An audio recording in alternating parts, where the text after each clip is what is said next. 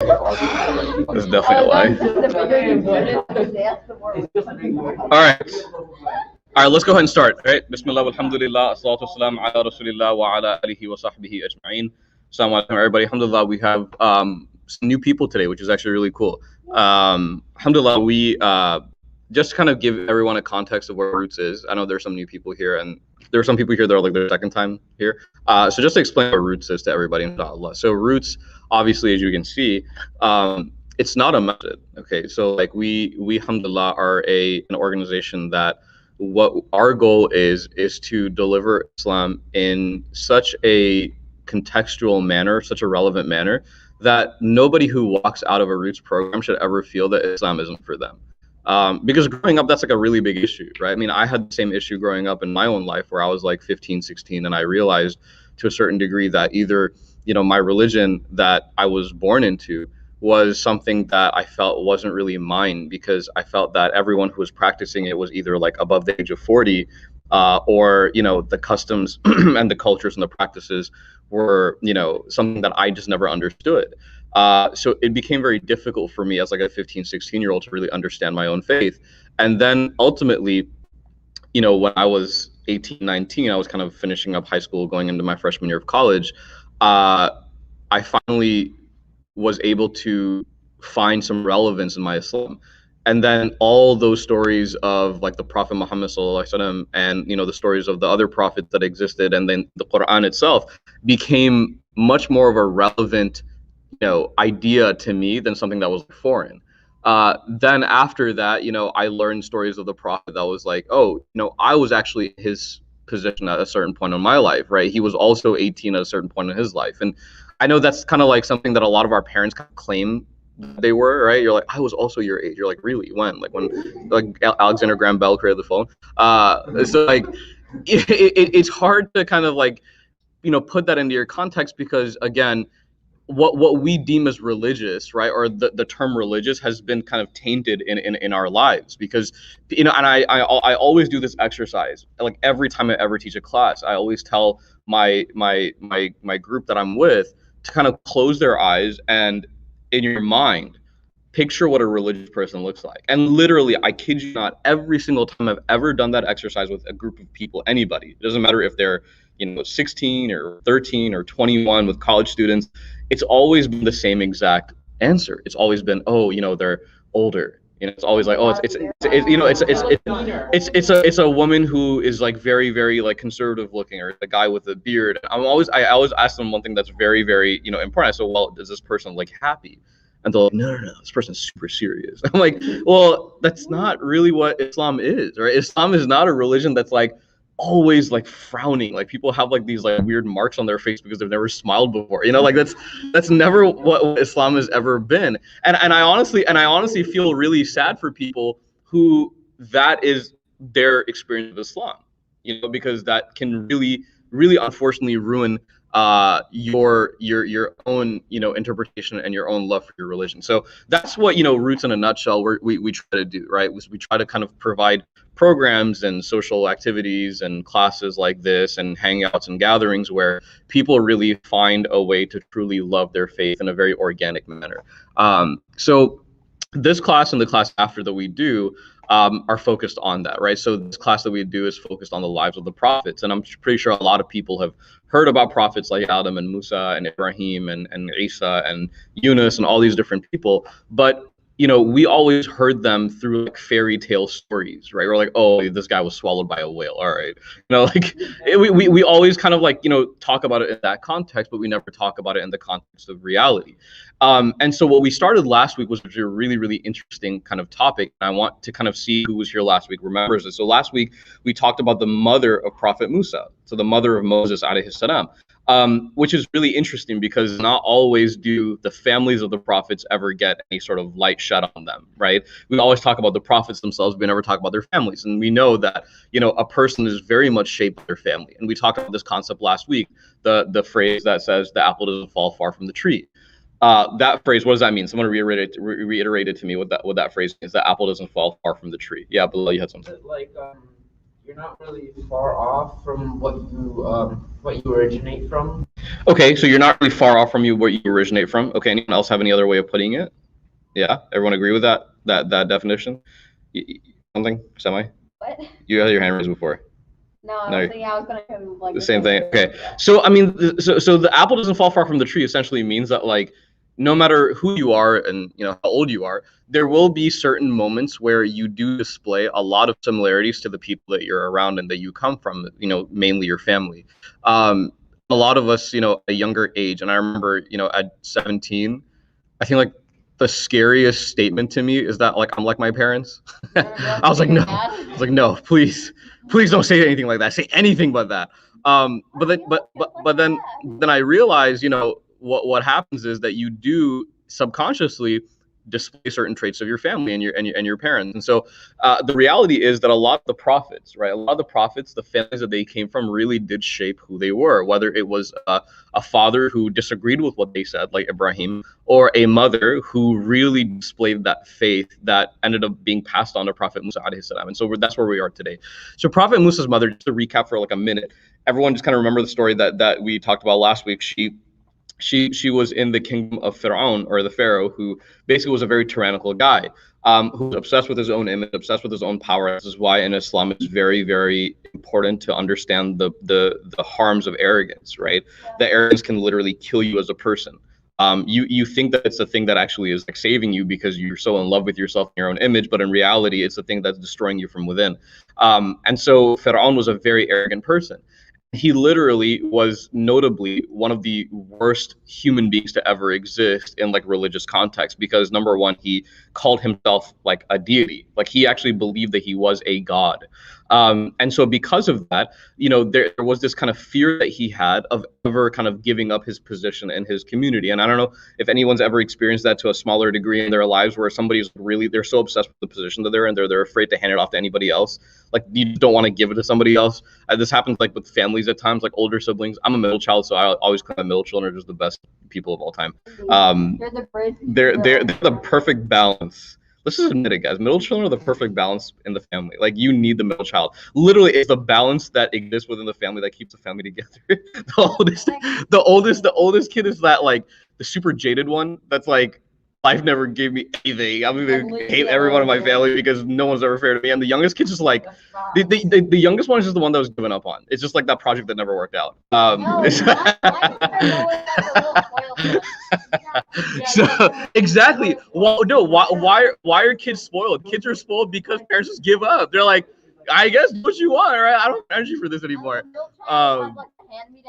No, literally, like youngest siblings are so interesting to me because it's like I'm like the parents still had that child. Like, so you actively knew this was happening, but like you act like you took part in this. You're like, all right, so this is just our family issue. And I'm like, no, this is your issue. This is not our collective issue right here. This is your doing. But anyway. So Prophet Musa alayhi salam, contextually as a family, he had a brother. He also had an older sister.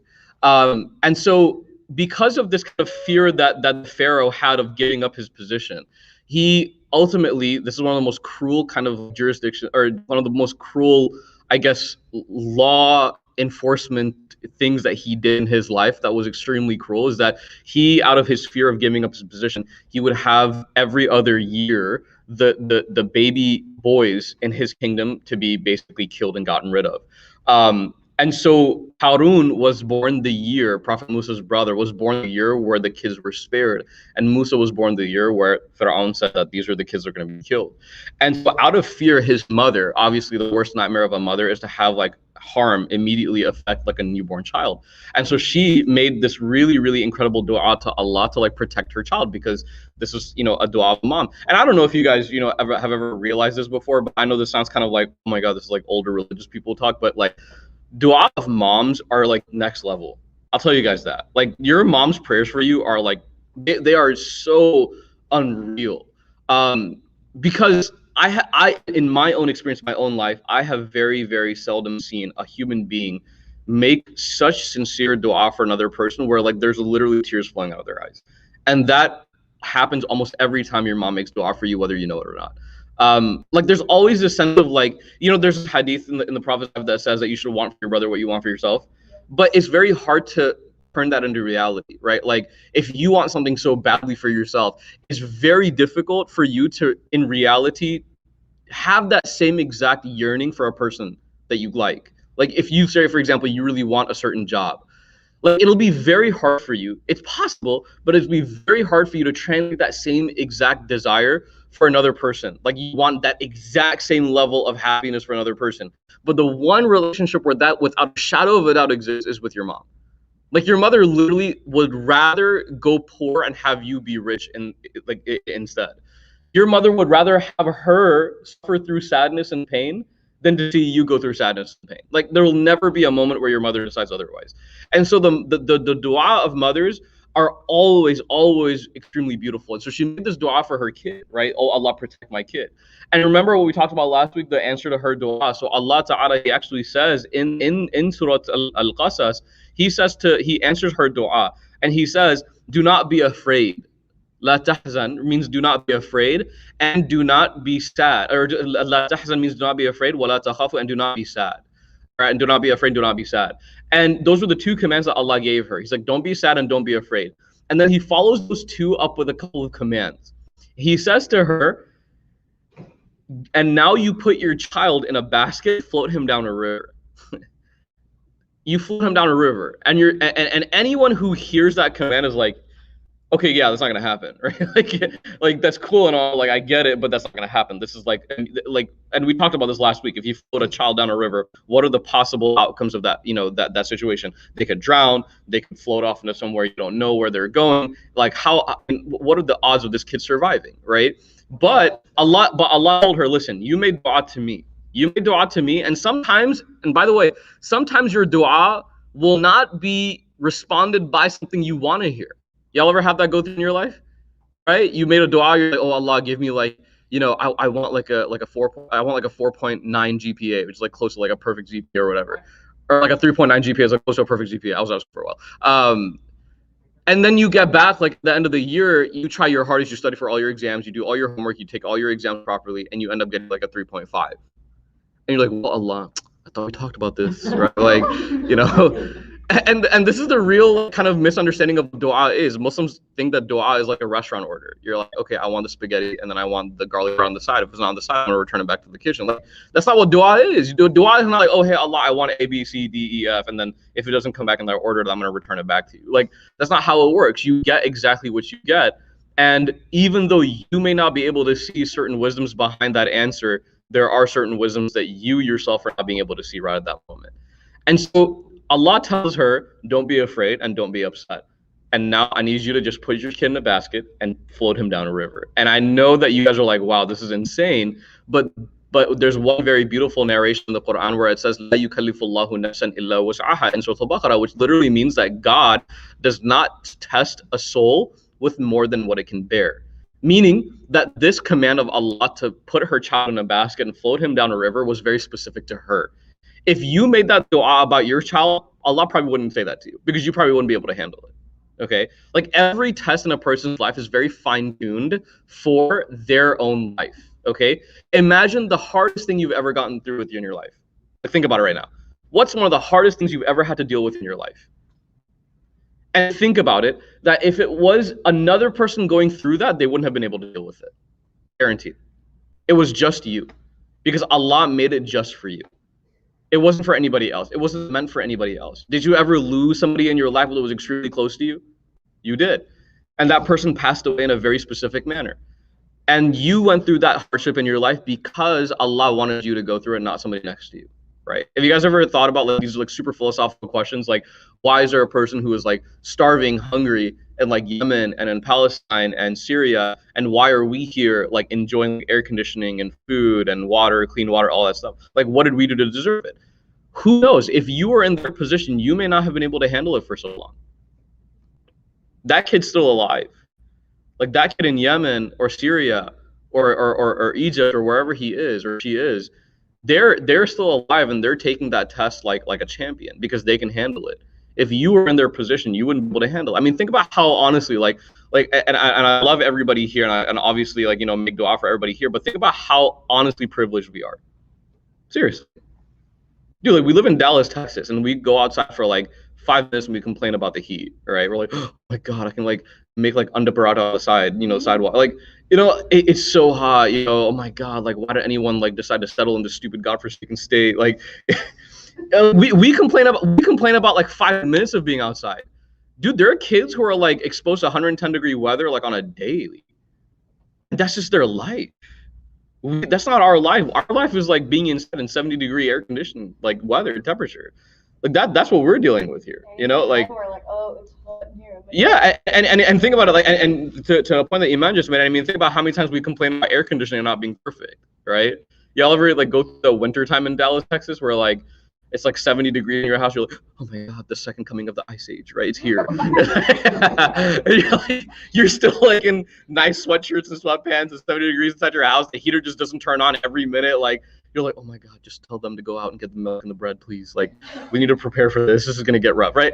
Like, we complain about so much. And then you look in retrospect, you're like, dude, why am I so dumb? You know, but this is literally like the reality of tests in Islam, is that Allah gives tests to people who can handle and who can bear it. And so at this point, we continue on with the story. Prophet Musa's mother literally puts him in a basket, floats him down a river. And this is an extremely important part of the story that I need everyone to really pay attention to here.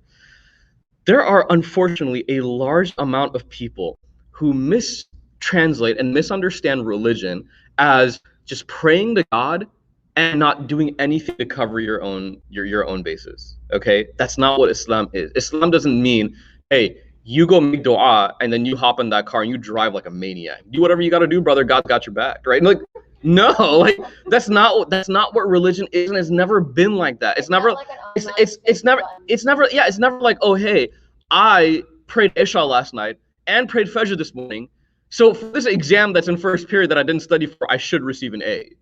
Like no, now you're hoping in a miracle. And we're not in the business of hoping in miracles in Islam. In fact, you shouldn't hope for a miracle in Islam, because now what you're doing is you're just completely you're negligent of your own abilities, and you're just hoping for like something miraculous to take place in your life. That's not always going to be the case, right? And this is what's really important. There's a verse in the Quran that's very beautiful. It's very, very beautiful. And this verse, I'll translate into English after I recite in Arabic. So this verse in Arabic is فَإِذَا عَزَمْتَ فَتَوَكَّلْ عَلَى اللَّهِ إِنَّ اللَّهَ يُحِبُّ الْمُتَوَكِّلِينَ, which in English means, and after you have made your decision, after you've done whatever you could, expended all of your abilities, you've basically, turned over every stone, you've dotted all your I's, you crossed all your T's, then after that, you put your faith in God. After you've done what you could, put your faith in Allah, okay? It's not the other way around. It's not that you put your faith in Allah and don't do anything. That's the opposite of what Allah is actually telling you to do, all right? So a recipe for success in your life, truly, is to do what you can, and then once you are done, once you've extinguished all of your capabilities and you've reached your ceiling, then you say, okay, now I've done what I could with what Allah has given me. Now it's up to Him to decide what my fate is, because I've done whatever I could, right? That's what Islam really is. And so Prophet Musa's mother, she does something very fascinating at this moment, right? And you can imagine this, right? And she puts her baby in a basket and she floats him down a river. What's something that's logical that a person would do after doing something like that? Follow it. Okay, what else? Swim towards it. Yeah. But what if they find out that she's the mother? They'll actually kill him, right? So she can't really do that. Or they could somehow figure out to like look out for it. Okay, anyone else? Yeah, Imad? Send somebody after to check on it. Very good. So at this point, we said that Prophet Musa has how many siblings?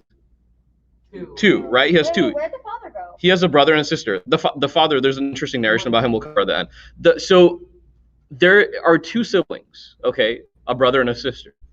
And so at this point, the mother of Prophet Musa alayhi salam, she looks at her older daughter, and this is the oldest child. This is anyone oldest children in here? Who's the oldest children in here?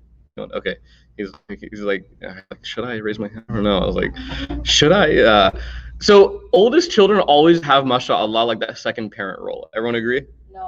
No, you don't get Not agree. him. Not him. No. Yeah, not me. My Let's go make but sure no, he's but not no, throwing but stuff but you guys are also close in age, so that's different. Yeah. If they're you're oldest. Oh yeah, you definitely 100%. Samiha just had, mashallah, she's got another sibling who was born a couple months ago or 2-3 months ago. And every time I see Samiha, like I came by their house to come drop some stuff off. Sometimes I see Samiha always walking around with this new little kid. I'm like, Samiha, mashallah, she's like this second mom to this child now. But the oldest children, sometimes they have that default role of like, hey, you got to look out for your younger siblings, like, because if you're not gonna, because sometimes parents will not be able to be there for their kids all the time. Now, if that's ever the case, then hey, the second in command's got to come up and got to play that role. And so she tells her older daughter, and in the Quran it actually says something very beautiful. She says, وَقَالَتْ لِأُخْتِهِ قُصِّيهِ. She says, she looks to the sister, and she says, follow him, okay? Follow him. And so it says afterwards that she did follow him, okay? She did follow him, but she followed him in a way where she looked very disinterested in what she was following. And what was the wisdom behind that? Why was she like kind of following from a distance? Anyone? Because so she wouldn't get caught. So she wouldn't get caught, and they would know that like she doesn't have any emotional attachment to whatever she was following, right? So if I, for example, like if like a parent is like tracking their kid, right, on like, you know, Find My iPhone, whatever. Right? Anyone's parents do that to you? Anyone parents have your location? No, I don't even have an iPhone. They do? You're like, yes, it's very traumatic. Can we talk about this after class? So if your parents follow you on cousins like everywhere. this is why, dude, honestly, can I be real with you guys? It's one thing for parents to follow you or like just for like safety purposes. I just find it so weird when friends have each other's locations. Yeah, I agree. Do you agree with me? I'm like, no, because okay, listen. Like, I love you as a friend, and like, you know, I'm happy that Allah put you in my life because like we're great friends. But I don't need you to know where I am every waking moment of my life. Like, I just don't need that in my life. Like, if I go out to like grab like I don't know, like a gallon of iced tea from Kroger, I don't need you to know that I'm there. You know, I'm like, I'll call you if I need you. You know what I'm saying? Like, I don't need you to like every moment where you can pick this up, you can just see exactly what my coordinates are. Like, it's very, very weird to me. But anyway, so I'll answer your question in a second. But anyway, so she sends her older daughter out and she goes, hey, follow him, but don't follow him in a way where like the people around you are gonna know that you're following him, right? So she goes around and she comes out. She's very smart, mashallah. She goes out and she's like, hey, I'm gonna follow this kid, and she basically kind of walks down the river or the stream that this basket's, you know, following down on, and she has to act very disinterested. Is acting disinterested in something very difficult when you actually are very interested in it? Yeah. Yes, it is, right? I mean, imagine. No, come on, dude. Are you kidding me? If you literally, like, for example, you know what's really funny is, I'll give you a very dumb example, but it's very real.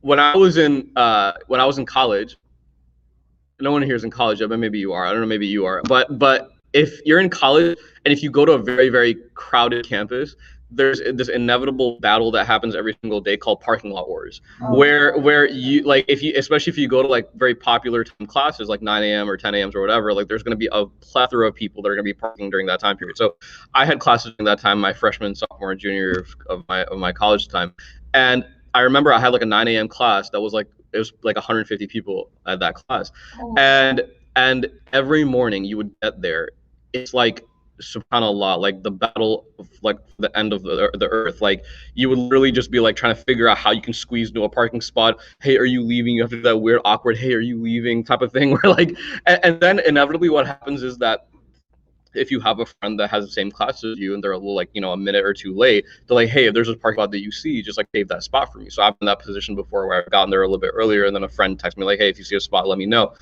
And so like I'm basically playing this role where I'm just like driving, like I park my car and I'm walking like very slowly across this other parking spot, right? And like everyone knows that this dude's trying to like to hog this spot for like a person that he knows, and I have to act very disinterested in it because I just want to like, straight up act like a jerk. And so I'm like, oh yeah, I'm not tie my shoe really quickly. I'm like, you know, oh man, oh god, my cramp in my knee is crazy, right in front of this empty spot for some reason. So it's very hard to be very interested in something and act very disinterested at the same time. It's very, very difficult. And this is what the Prophet Musa Islam's sister has to do. And so she traces this basket all the way down this river. And then ultimately the biggest nightmare takes place. And then this is the craziest thing that happens. And this is literally like the plan of Allah. There is like no other way that this would have happened.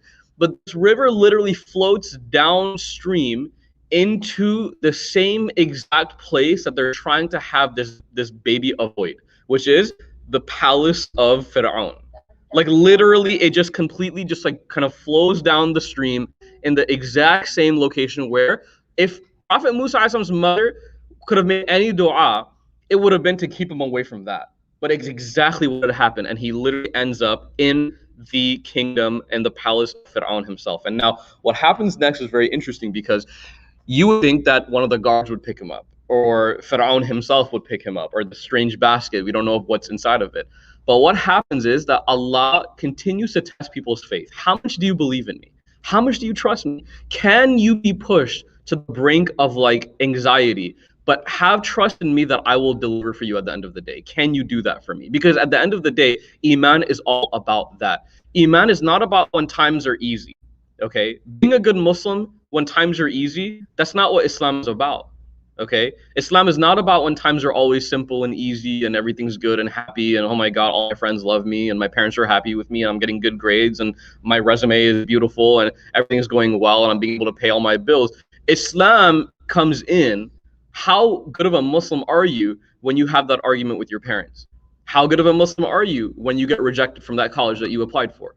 How good of a Muslim are you when your friend's having a little bit of like this quarrel with you? Can you still be a good person when those things happen to you? Because that's the real test. Okay. Now, when he floats into this palace, there's somebody who picks him up that Allah very specifically put in that position, and that was Fir'aun's wife, Asiya. Okay. And if you think a person who's married to another person, obviously their wife would be like along the same exact process of the thought process of thinking as they are, right? Like a husband and wife should be the same. But Fir'aun's wife, Asiya, Allah has a very different heart for her than he had for Fir'aun. Like Fir'aun was a very, very cruel, arrogant person. Asiya, on the other hand, was an extremely beautifully soft-hearted human being. Okay? And Fir'aun and Asiya had never had children on their own. Okay? Never had children on their own. And she had always wanted a child. Always wanted a child. So when she sees a basket float down this like river that flows through their home or through their property, and she sees when they open this basket that there's a baby inside of it, what is it like to her? It's like God telling you to just pick up this child, right? Like that. What are the chances of this happening? It's impossible, right? Like what are the chances of happening? Y'all believe in like signs from Allah? Like you walk outside and like your parents argue with you the entire time about how you shouldn't go to this person's house today and you should stay home and like do certain things at home, and then you step outside and there's all of a sudden like hail starts flowing down. You're like, all right, like, you know what? If my mom can convince me, God convinced me, right? And then there's some people who are very special, mashallah. They're like, this is a test from God. I'm still gonna go, right? Like, there's some people who have unshakable faith to a point of like stupidity. They're like, it's okay.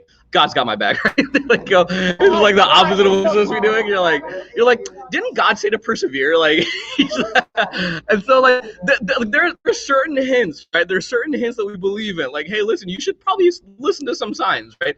And so she picks this kid up and she's like, okay, this is clearly something that is just not normal. All right, I'm going to pick this kid up and I'm going to take care of him. All right. And we're going to pause right there. Inshallah, because the story gets crazy after this. Like you think about like you ever like read a story called The Series of Unfortunate Events, Lemony Snicket or whatever. Like it's incredible. You know what's really incredible, by the way, is a lot of the things that we read like in fiction, obviously, like that are through books or movies or whatever they may be. At the end of the day, they're fiction. They're not real. The things that happen in prophetic lives are very real. SubhanAllah, guys, and we'll come about this soon. We haven't talked about the story of Prophet Yunus yet. Prophet Yunus alayhi salam was literally swallowed by a whale. And you think about this, you're like, yeah, I read that in Harry Potter one time. He tried to destroy one of the Horcruxes. That happened. I'm like, no. Harry Potter's not real, right? Like, unfortunately, like no matter how hard that is for some people to accept, it's not real. It's like, no, it's real. I'm waiting for my Hogwarts letter still. I already got mine. It's never gonna come. So this stuff actually happened. And how people reacted to these things are actually really, really important. And so that's where we're inshallah going to stop off today. But the lessons from today, I want everyone to kind of take home with them. The lessons from today, number one, is to make sure to understand that faith is not about just blindly hoping in miracles. That's not who we are as Muslims. We don't believe in that. Okay. And I'll tell you, a lot of people's faith is actually destroyed by that mentality. Because we hope and we wish for miracles to happen, and when they don't happen, what happens to our faith is it just completely depletes. It goes down because we basically put our faith in something that's completely like it's in my opinion is negligent. Is negligent, right? Like that's not what you should be doing. Okay. On the other hand, what you should be doing is you should be trying your best to uphold your own abilities and your capabilities, and then after that, you make dua to Allah to take you the rest of the way. That's number one. Number two is that faith is not always from the easiest of times in your life.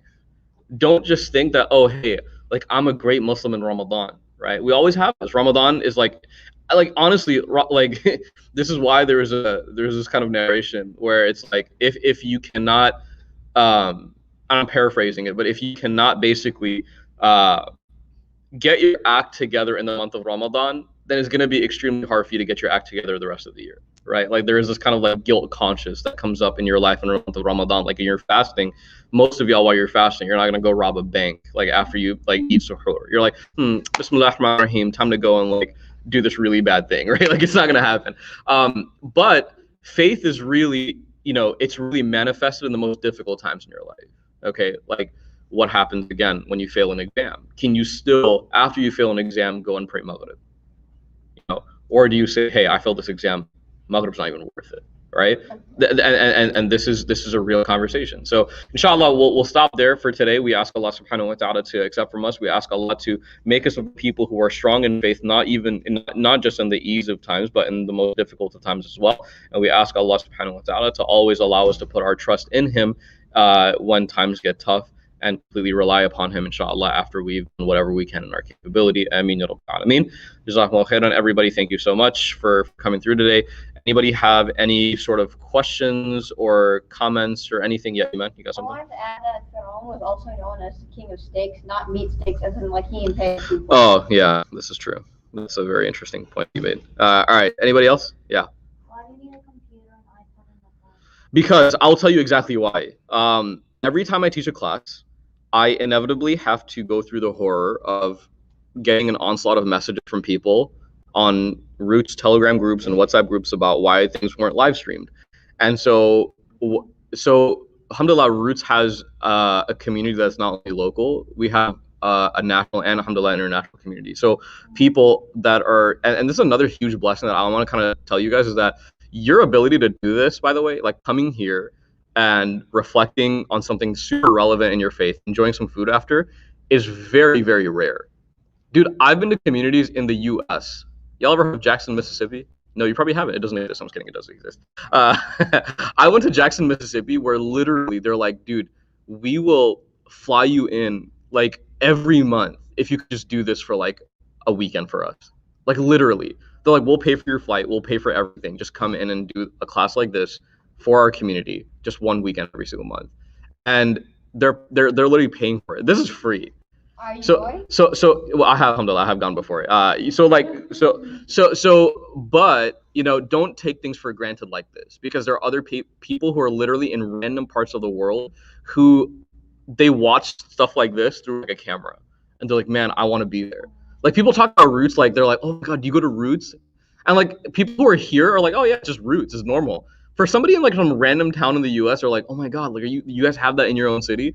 Like it's a huge blessing that you don't realize until you actually like have it taken away from you, which is like, what's that? Yeah. So alhamdulillah, we stream all of our classes through Instagram Live and Facebook as well, inshallah. So that's why the cameras. Cool. Anybody else have any questions? Yeah, Imad, what's up? I just wanted to point out that I went to this class Mhm. Not gonna mention anything else about it, Mhm. except for the fact it was entirely about his sister. Really? Yeah, and how Nice. brave she was, and it was a 2-hour class. Yeah, That exactly. was amazing. Yeah, exactly. So now you see like how hard we have to do to condense this into 30 minutes. Like the stuff that we talk about, like the mother of Prophet Musa could be talked about for like probably a whole weekend. It could happen. But just for the sake of time and stuff, we obviously keep it to 30 minutes just because so we can kind of reflect from it in like a short way. Have like a week class of like the women of Islam. Like Yeah, we really like, should everyone's actually. talking about like prophets. We really should. I agree with you 100%. I really agree with that actually. Yeah, because I think like I think that a lot of people unfortunately see Islam as like a patriarchal religion, and it's actually really not. The women in Islam are actually even more important, or just as important, I think, as the men are. Dude, Islam's cool, man. Islam is that religion that makes sense for you in a time where nothing makes sense. Like, like seriously, like in this world, we have so many polarized views. How many people have you like think about COVID, for example? Like look at COVID. How many people in here are like not in here? I'm saying like in this world. How many people in this world are like extremely on one side or the other side of COVID? Right? They're either like, hey, you need to get every single vaccine on the planet, or you're like dumb, or you're not gonna take any vaccine because you just don't trust anybody. There's so many polarized views, and Islam comes in at the moment where you're like, hey, calm down, stop being stupid. Like there's a good way to look at this. Let's relax and kind of break this down like systematically. And so like it's. Yeah, so alhamdulillah, it's a good thing. All right, so we're done with that today, inshallah. So if you guys go out, inshallah, on your way out, there'll be a table, inshallah, on your left hand side where we're doing your make your own nacho bowls or something like that. So we have, mashallah, our volunteers outside, and so we'll actually let the ladies go first, so the girls can inshallah go first and the guys go after them. And so yeah, just go ahead, inshallah, make your bowls, and yeah. I'm confused from that chair. Yeah.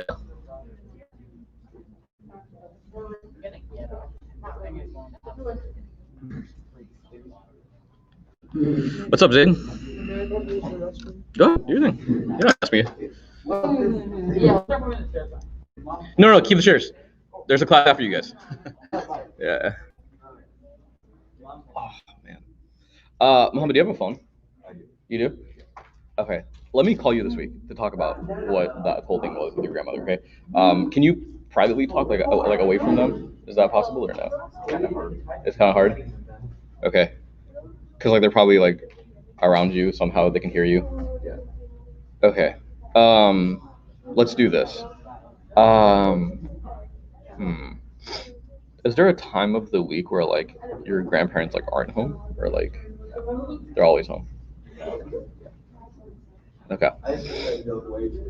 Okay. I'll have you on Telegram.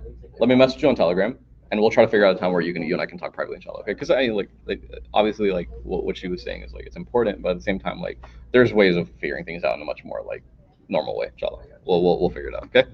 All right, inshallah.